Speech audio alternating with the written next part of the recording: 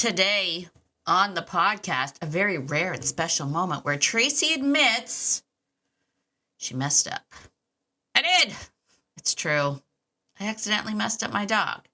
I mean, temporarily. What started off as an unfortunate deer poop situation turned into an unexpected lesson in emotional associations, frustration, repair, and why one bad moment doesn't mean that you've ruined your relationship with your dog forever. That's happening today. I know one of the incredible members of the Fearless Framework actually said, because we've been talking about this, we've been going over everything that I've done to fix this mistake, and she said, I didn't realize that trainers were allowed to admit that they messed up. Well, buckle in, because I tell all here. I tell all. So if you've ever had one of those moments where you walked away thinking, well, that could have gone better, friend, this episode is for you. Let's get into it. Ready to have a calm and peaceful life with your dog without the stress of those fear-based behaviors? Hi, I'm Tracy, and I've been there, overwhelmed by all the conflicting dog training advice and unsure of what to do next. But now I help dog lovers like you simplify your life with your dog by building confidence naturally, fostering trust, and addressing those fear-based challenges. So, if you're ready, stop chopping those chicken wieners and let's get to it. Hey there, friend. Have you ever looked at your dog and thought, why are you like this? Like maybe your dog notices everything or gets overwhelmed easily or seems completely disconnected outside or reacts in ways that don't make any sense to you. One of the biggest mistakes that we make is assuming that all dogs process the world the same way. They don't. Some dogs are naturally more observant or more sensitive, more instinctual, more environmental, more social than others. And when you finally understand how your dog naturally experiences the world, you can stop trying to train against it and learn to train with them. And that's exactly why I created the Doganality Quiz. That's right, learn your dog's Doganality. It helps you better understand how your dog processes pressure, what fulfills them, how they respond to stress, and why they do the things they do. So if you haven't already taken the Doganality Quiz, why not? It's free. Head on over to beyondobedience.ca/quiz and find out today. All right, friend, let's get into it. Well, hello, my dog-loving friend. It is Tracy. Welcome to Beyond Obedience, the podcast. Super duper welcome if you are brand new. If you're brand new, I'm so glad that you are here. Oh, today on the podcast, I am pulling back the curtain. Today. I'm sharing a little behind the scenes of, I'm going to call them adventures and mishaps with Tracy.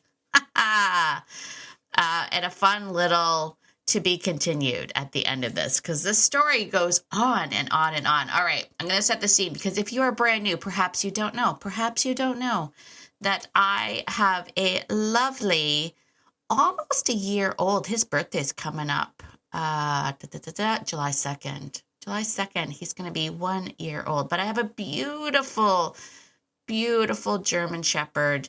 His name is Gunther.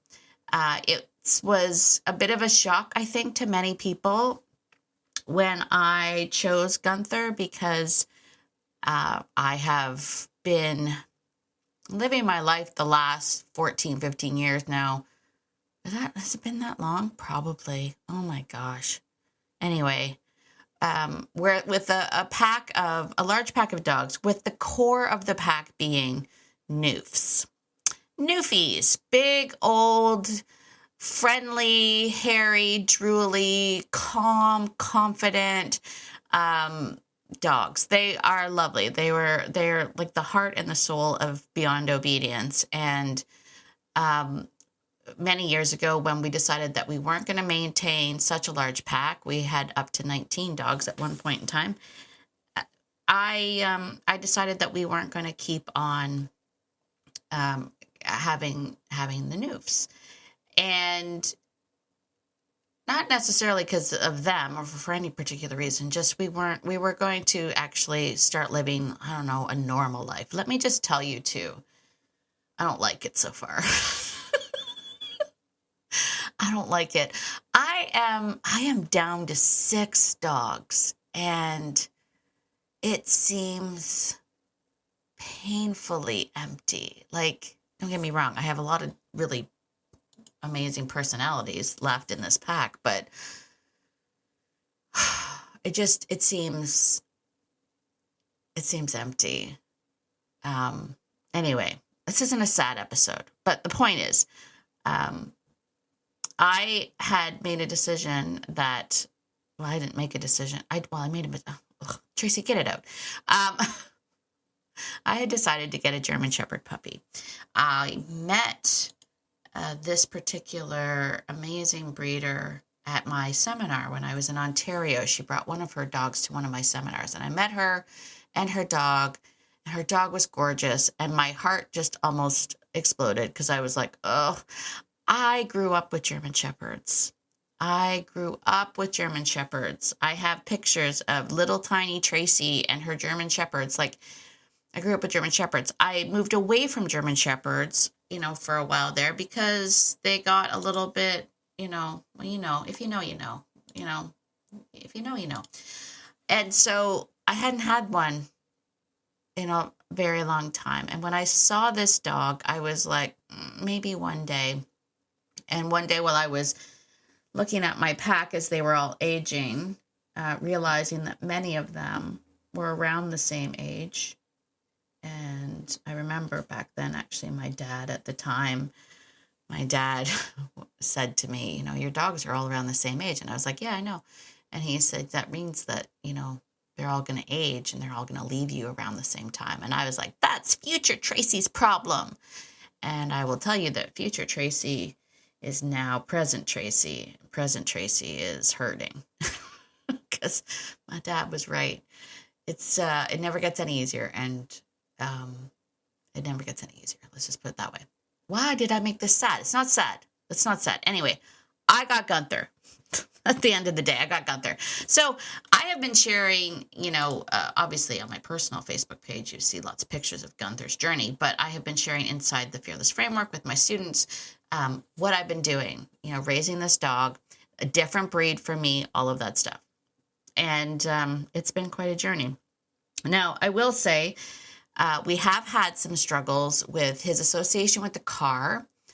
Not his favorite. He does get car sick and he doesn't like it. And I think part of that, if I'm being 100, I think part of that has to do with actually the fact of how we had to get him, because we got him from Ontario.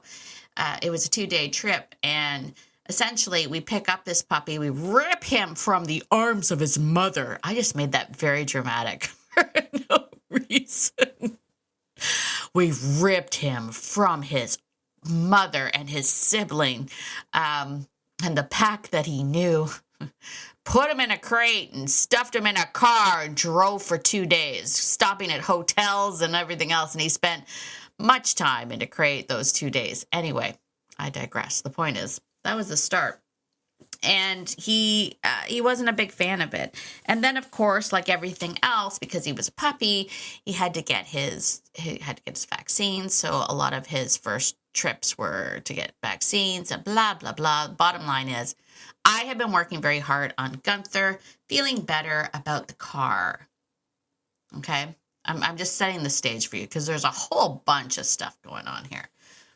So that's been a whole thing. And I've done, and I share all of how I did that. The, opening up my van, creating patterns of 3 and associations and having him go through the van and all of that stuff. And I was getting to a really great place where now he was jumping in the van and going into his crate and everything was going really, really well.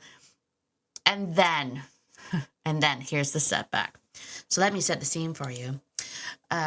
Usually in the evenings, before the bugs got as bad as they are right now, I would take the dogs up through the field and into the forest to frolic. to play. There's so much fun stuff for them to do. There's rocks for Nike to like look in under, and trees that have fallen over, and we climb over trees and we do all this stuff. Anywho, I'm out there the one night, and lo and behold, Nike found some really fresh deer poop. This is where, you remember I mentioned, I think in my previous episode, that there's going to be some talk about deer poop. Here it is. So she had found some fresh deer poop, and, she called her buddy Gunther over, and Nike rolled in it, and then Gunther just like, and I mean, smeared it in. If you know, if you have a dog that likes to roll in the stinky things, some dogs like to eat the stinky things. Some dogs like to roll in the stinky things. He rolled and I mean, full face, just smeared it down his cheek, all the way down his neck. And he is a long coat German Shepherd. So floofy. Oh, so floofy, especially that hair around his ears and around his face. It's like the really long, soft hair that was now smeared. And I mean, I know I'm painting a picture here, but I really need you to understand that this was not just a little smudge on his cheek. Like, he did the work. So I'm like, and of course, by the time I'm a human, I'm slow. And it was like, we were walking through the bush. There's no trails here. We were walking through the bush. So I see them. I'm like, what are you guys doing? Because I practice what I preach, friend. I went over there to see what they were doing. And by the time I got there, I was like, oh no. They were already long gone. They were like, we had already rolled. And I saw like the smeared poop, and I was like, this is not going to be good. So we finish our fun and come home. And my husband, of course, is at home. And he opens the door. I'm like, hold up. These dogs do not smell good. We got to try to clean them up. Nike's covered in it. Now, Nike, Jack Russell Terrier, no big deal. We pick her up, we put her in the laundry tub downstairs, give her a little bath. You literally towel dry her. She shakes. She looks like exactly like she looks like fine. She's just no big deal. But I'm like, there's no way I'm able to just sort of hand wash this out of Gunther. Like it was down to the, like it was in it. So I'm like, I think I have to bath him. And so and this is where mistake number 1 happens. You ready for it?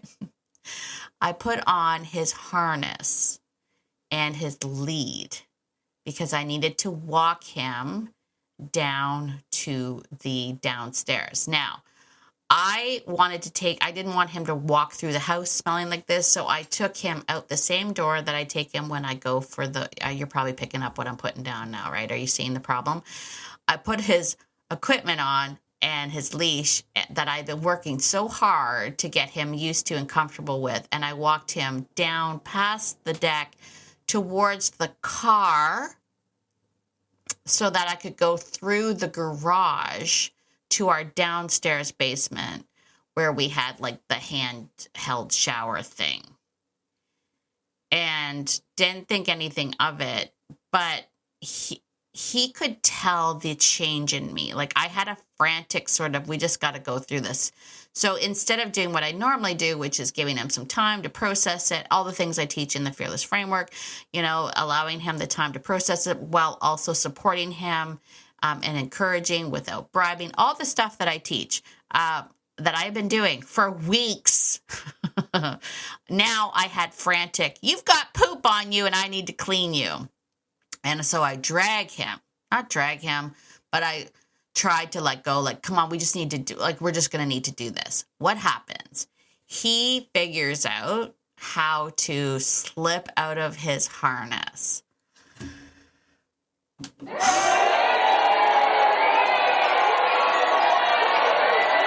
Yes. See, if you know, because once a dog figures out that, it's always in the back of your head, especially if you have an innately uncomfortable or unconfident dog like Gunther is. once you have that, where they're like, I figured out that when I panic, I can just, I don't know how he does it. Like he did this ninja move and like morphs his body, got his legs out. It was a harness. And I thought, well-fitted harness, but I don't know. He got out of it. Anyway, so now he's out of his harness and he's freaking out and he's running around. I'm getting even more frustrated and I'm mad at myself because I've now, quote unquote, tarnished my harness, which I worked so hard on, creating this positive association, blah, blah, blah, blah. Anyway, I end up having to kind of like grab him and, you know, I just wanted to get him bathed. This is where I went wrong, by the way. This is, you know, these are all the steps that I did wrong. And fully admitting, 100% human. Emotional, sometimes a little dumb, you know, humans. Anyway, long and the short of it is I finally get him like down through the garage. I get him to the shower. I get him in the shower. He's not having it. He's freaking out the whole time, but I'm just like, now we're in it. Like we're just in this fight. Now I just need you to get in it. Oddly enough, the bath itself wasn't bad. He didn't care about the bath. I think actually he liked the bath. It was a nice bath. He was warm and all that stuff. And he got a big massage and all the things. And then we brought him back up. But as you can imagine, so many things were foiled that night with that bathing incident. One, that's not how I would like to introduce bath time to a dog. Certainly not. It certainly wasn't how I wanted to introduce that. Anyway, fast forward to it wasn't the next day. It was a couple days later. I wanted to go for a walk, and I went to go get his harness, and he freaked out. He had automatically made the association of what that harness meant, and I was like, "You've got to be kidding me!" You know, like all the good things we had done were wiped away by one bad incident. That's how we feel, right? That's what us humans always do. We catastrophize everything. We're like, it's all for naught. So I kind of worked my way around that. I'm not going to lie. I used food. You know, I'm like, I'm just going to bribe you into this harness. Get him into the harness. And I had said to Mark, like, let's go take the dogs, yada, yada, yada, back to the place that they love because they've been going to this, we've been going to this trail. The dogs love it, blah, blah, blah. I get around the corner and he then proceeds to jump up and down. He does not want to go. He's like total alligator rolling, like the whole thing. And I'm starting to get frustrated. Now, here's what happened, like the behind the scenes of sort of why I was frustrated. I knew I wanted to go for a walk. I had been waiting. It was getting late. I had started like a new health journey thing where I had been starting to, again, track my exercise and making sure I'm getting my steps. So I hadn't got my steps in. Like, you've got those stupid reminders that are like, you're a loser if you don't get your steps in. It doesn't say that, but that's how you feel. Can you imagine if it did? Can you imagine if it was like, loser, go get your steps in? Anyway, but that pressure that I had on myself, like I'm letting myself down because I'm not getting my steps and I'm supposed to walk the dog and I got to get him through this thing and blah, blah, blah, blah, blah. And Mark is down at the car and trying to get, like, he got Nike in, but okay, he just picks her up. Like, that's cheating. I can't just pick up my German Shepherd. And Gunther's being, like, he's freaking out. And all of a sudden, I was just like, you know what? Enough. I'm not going to go. It's getting too late. By the time we get there, we're going to, it's going to get dark and all this stuff. And Mark was like, what if we just go for a walk down the driveway? And I said, you know what? I don't even want to go for the walk anymore. Was I being a petulant child? Yes. Yes, I was. But I am so glad that I didn't go. And the reason I was glad I didn't go was because even for the walk down the driveway, was because I was in such a stupid human mood.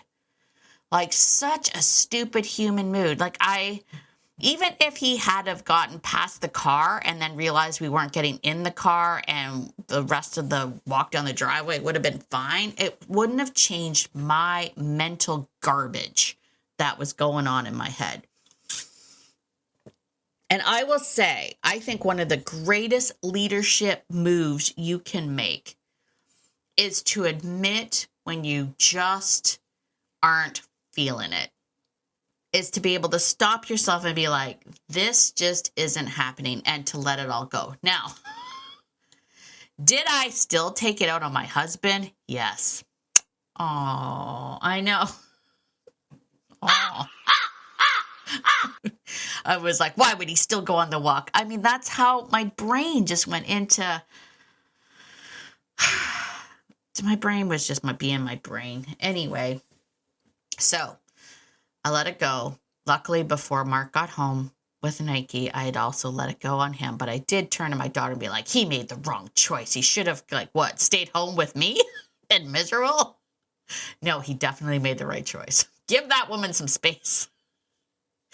So that is what had happened. Now, that was my setback. Now I want to talk about the solution and then I'm going to leave you with a to be continued because I haven't found the solution to the next thing. It's always a thing. Okay.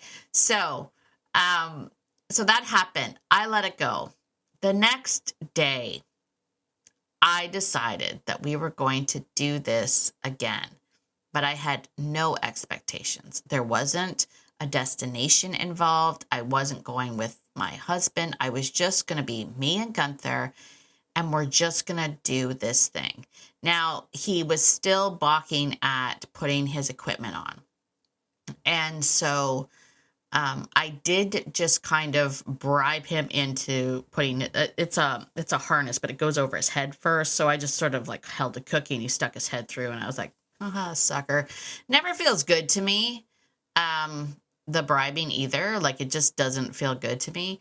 And, probably once we get sort of past him through this, I like to teach like a get dressed command kind of a thing, but I do it like in a fun way, like, let's get dressed, with the excitement of we're going for a ritual migration kind of a thing. Anyway, but at this point in time, I'm like, I just need you to get this harness on because I'm not even going to use it, but I want you to wear it. So bribed him into sticking his head through that, put that on him. He was fine with that. And then I even put the long line on that we normally use. So everything's attached to him. But then I introduced a new tool. And the tool that I introduced was actually just a slip leash. I have slip leashes all over my house. Usually, if you look at probably any of my pictures, you'll see them hanging by my doorways. Both of my doors that dogs go in and out of. And it is simply just to have a quick leash if I need one to move a dog, right? They're easy. You just sort of slip them over. They're not a tool, though, that you don't introduce to a dog. Like, you have to introduce. It's still a training tool. Like, it's not a flat buckle collar. It's still a training tool, and you have to introduce it to them. So I did the whole, like, let's look at this collar, because I have been working primarily just with a harness. And so I did a little bit of the work on that with just the introduction of how this feels and what the pressure means and all of that stuff. Sorry, tension, what the tension means. And then we went outside and I just let him drag the long line, but he had a new piece of equipment on. Now, he did have some resistance to it because it was a new sensation, but it wasn't like the frantic, like, oh my God, I'm going to freak out. It was, this is a new piece of equipment. And so we walked a little bit. As soon as we got to the edge of the deck, though, he went into full-fledged panic mode, the same that he did the previous time that we tried this. But the difference was this tool had a different sensation for him. So the panic literally stopped almost immediately. Like, he tried to alligator roll and do the wang jangle thing that he did to get out of the harness, but he quickly realized that wasn't like he can't get out. It's not the harness. So that's not the thing that is restricting him. Now, my part in that was to be emotionally neutral. Emotionally neutral. I didn't actually ask him to do anything or move or whatnot. I just remained emotionally neutral. And he ended up, because he was like, I don't understand this thing, he ended up coming towards me. Celebration. That's what I want. That's what I've been working on this whole time with all the stuff I do with him.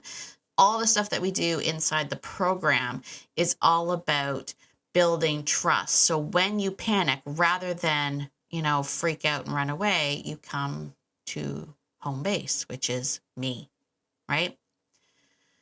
And I'm emotionally neutral, so I'm not panicking. So he's like, this is happening, but I'm panicking. He doesn't feel it. So that happens. I take a step back towards the thing. He starts to balk. He feels the pressure again, realizes that it's safer to just walk with me. Like he feels better, not safer, but you know what I mean? Like it's easier just to walk with me. And I got him to walk past the car. Didn't want to take him to the car. Let's not do a whole bunch of things at once. And then we had our walk down the driveway where he got to explore and sniff. And I waited until he became looser and and he was back to himself. He saw the horses, he saw the goat. We went into the field, all of this stuff. And that was the end of our little session. I didn't go too far. I had no expectations. It wasn't like I didn't have the idea in my head that I wanted to get to, like, let's get in the car. Like there was none of that. I was just like, let's see where you go. Let's see how far this goes. If I'd only made it to the front lawn, that would have been where I made it to. And that's how I handled that first day. Now, since then, and this is what I love about having lots of different equipment. Since then, I have still been utilizing his harness, and we use it for his walks and his adventure walks and follow the dog and all the things that I teach about. But to get him out of the house and to go sort of get him focused, we now also have the additional tool that we can use to help get his focus back. And now I've gone on a couple of walks where I have utilized the neck collar and leash rather than the harness. He has a different association with that. All of that is great. So wait, let's applause that. So everything, let's cheer. So everything is better now. Are you ready? 1, 2, 3. Yay. And you would think the story ends here, but no, my friend. This is where the to be continued part comes in. So we had, and I'm laughing because if you don't laugh, you would cry. So here we are now. A few weeks have passed since the incident, and he's been going in the car. Oh my gosh, getting in the car has been brilliant. Like he has been excitingly going into the car, and he gets into his crate, and he's like, because he loves going to that park where we go for the walks. He's just been fantastic. He's been going for walks. Like I walk him down to the lake, and he's been brilliant. Like everything has been going so well. We go to River Ridge Commons, which is just like 10 minutes down the road from me. We go for this great walk. It's a beautiful night, evening, and like the bugs weren't horrible, but like it was just great, and we went for a really long walk. The dogs had a great time. Everything's lovely, right? We come home, and this is how it started. So obviously Gunther had been eating grass, and we get back to the house. I go to let him out, and I see him starting to do the retching thing. And I was like, oh no. So I'm sighing because I'm realizing it's all the gross things that happen that make me act erratic. But anyway, I get frantic. So I'm like, I want to get him out of that crate. Because if you know, cleaning up out of crates, it's hard. So I frantically am trying to just get him out of the crate and out of the car so he can throw up on the ground. His long line gets stuck in the crate door. This is a true story, friend. His long line gets stuck in the crate door. So he is able to get out. That wasn't the issue. But I'm trying to get the leash out of the crate door. Does the door of the crate not pop off? What? Why? Why would that happen? Yeah, it just pops off. And the noise freaks him out. He then yanks the leash out of my hand. The crate door is still attached to the leash. That freaks him out. He's now panicked. He's loose.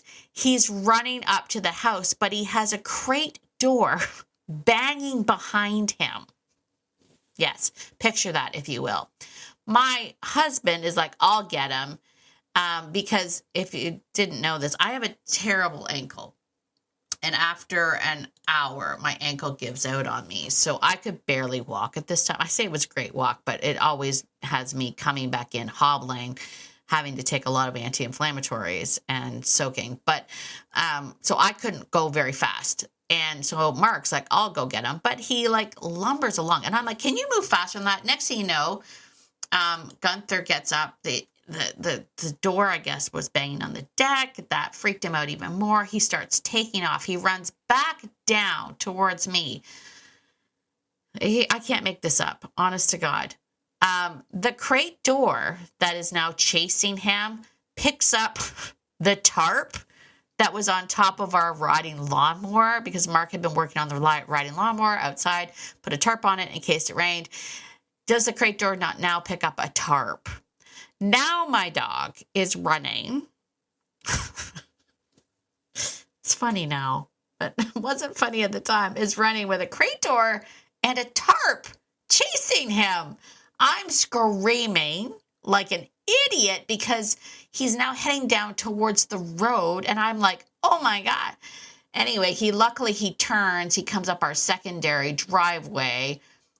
Tarp and crate door is still bouncing behind him. The tarp gets stuck on a tree branch or something, so it gets pulled off. He comes back up to the house. Mark was able to step on his long line and get the door off, and we were able to get him to calm down. Anyway, that happened. And the reason why I say this story is to be continued is because after that,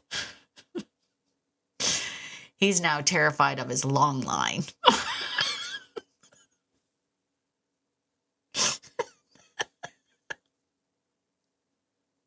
I mean, it's what? I know. I don't know. It's almost like I feel as though the universe is doing these things to be like, here's a fun lesson you could teach the students in the Fearless Framework. How are you going to handle this shenanigans, Tracy? Because I'm like, I don't know. I don't know. I just do things as I see them. So this is new for me. And I mean, not dogs not liking leashes and whatnot, but the association that he has made about the long line is fun. And I say this story is to be continued because I have not yet fixed that.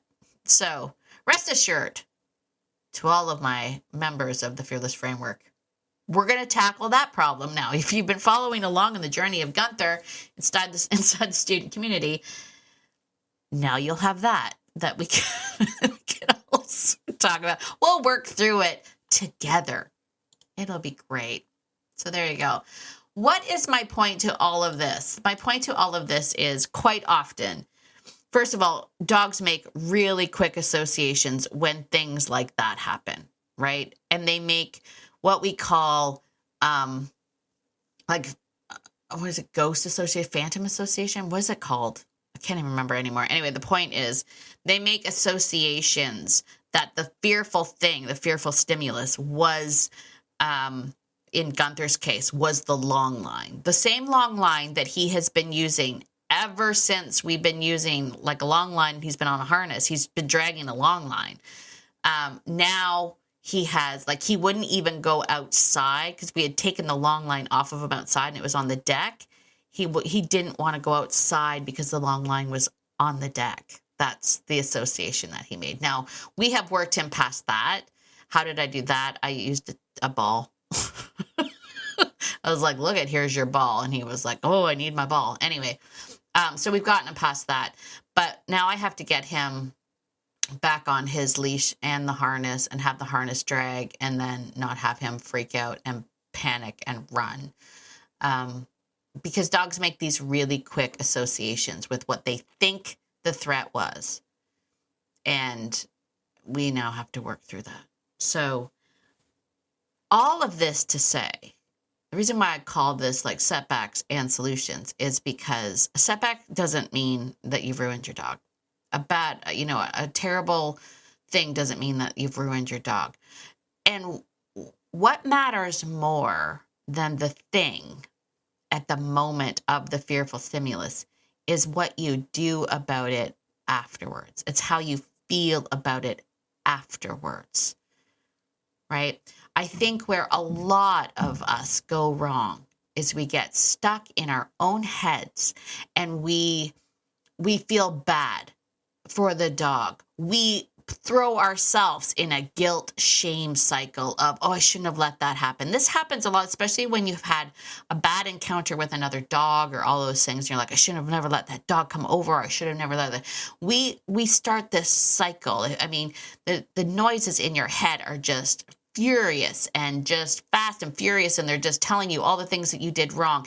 And that emotional chaos that you have in your brain sends out a chemical perfume that peppers everything in the situation when you're trying to quote unquote fix it. Which is why the next day when I went out to go and fix that thing and go for the walk, like I was like, we just need to get him back out to I had it in my head, we just need to get him back out to River Ridge Commons where he's so, like, he likes everything and get him back used to, like, the equipment isn't bad and all of that stuff. And I was so focused on that outcome and then frustrated at the timing and all the other things that happened that if I had have kept pressing through that instead of admitting that I was emotionally garbage at the time, like my brain was just like, I can't believe you did this. It just beat yourself up and all the things and frustrated and angry and blah, blah, blah, and all of those emotions, they pepper everything that you do. And that is what keeps you and your dog stuck. That also is what solidifies the fearful thing. Remember, the immediate association that your dog gets isn't the final story. Dogs start, like us, have to create patterns, right? If it continues to happen, then they go, this must be terrible. But that after the first time, they're going to just be like, I'm uncomfortable and I got to see this thing through. And we need to help support them through it. And this is why the work that we do inside the framework is to help for situations like that. And this can happen to any dog. You don't have to have a fearful dog. I would say that Gunther he's not innately fearful, but he is definitely going through a season of development where he's figuring out where he fits in the world. And that makes him a little bit more vulnerable to setbacks like this. But it's not about the immediate response. It's not about the thing that happens. It's about how you feel about it afterwards, how you handle it afterwards. That if you can let go of that, and be like, okay, today's a new day and we're going to start this fresh and I'm going to start with a clear head and I'm going to be emotionally neutral about this. I'm not going to drag my own emotional garbage out into the carpet for both of us to have to deal with. If you can do that, then you can get past that minor setback and move forward. And I always want to remind everybody that's working on something with your dog that you are going to have setbacks. That's just part of the process. Setbacks are bound to happen. It's what you do about it afterwards that decides whether or not that setback is going to become a permanent thing or just a simple setback. All right, I went on way too long for this. Holy cow, I got to get off. I got to get off. This is way too long. This is 40 minutes of your life. I hope that you are inspired by that. I hope I always want people to know that I'm incredibly transparent, right? Raising dogs is like raising kids. You're bound to make mistakes, but they don't have to define your whole entire relationship. So if you want to follow along with what happens now and how we're going to get Gunther past the crate and tarp shenanigans that happened, be sure to head on over and follow me over on Facebook, be in the Living Beyond Obedience group, or better yet, come and hang out with me inside the student community, the Fearless Framework. You can do that by joining us over at beyondobedience.ca/fearless. It's an incredible program, 12 months. You get to hang out, learn together with everyone else. Incredible community, and we have a lot of fun. We have a lot of fun on our monthly Zoom calls. You'll love it. You'll love it. Head on over there and join us over there. Listen, if you liked this kind of thing, be sure to head on over to Apple. Leave me a 5-star written review. Always helps push the show out to more and more people. And as always, my dog-loving friend, get out there today, and be the person that your dog thinks you are, because your dog thinks that you're amazing. And so do I. Have a fantastic day, my friend, and I will see you in the next episode. Bye for now.